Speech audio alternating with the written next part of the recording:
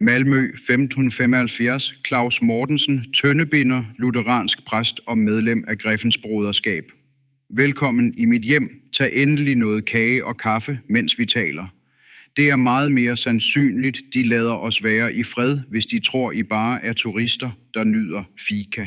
Ja, altså, jeg kom jo til byen i 1527 for at prædike. Det var selvfølgelig Jørgen, der overbeviste mig om, at Malmø ville være åben for vores reformer. Han havde ret. Der gik ikke længe, før Martin Luthers ord trak flere tilhørere her end i Viborg. Desværre måtte jeg af samme årsag allerede samme år tage afsted igen, da den katolske ærkebisp i Lund forbød mig at prædike her, den katolske tosse. Men jeg kom dog tilbage igen i august 1528 med kongeligt beskyttelsesbrev.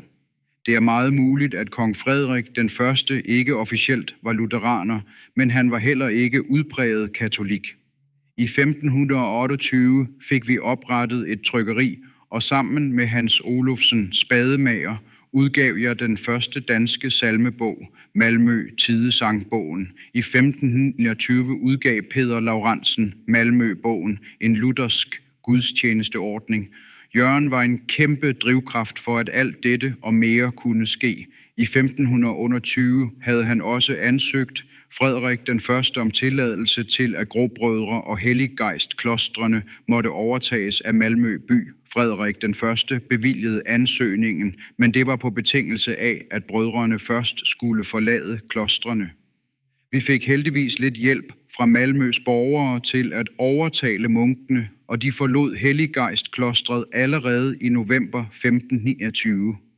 Det tog dog et års tid længere at overtale munkene om at forlade Gråbrødre-klostret. Den helt store milepæl for vores arbejde kom også i 1529, da jeg blev præst i Sankt Petri Kirke, og Malmø dermed også blev den første protestantiske by i Danmark. Hvis der er noget, I bør besøge, mens I er her, er det min gamle kirke.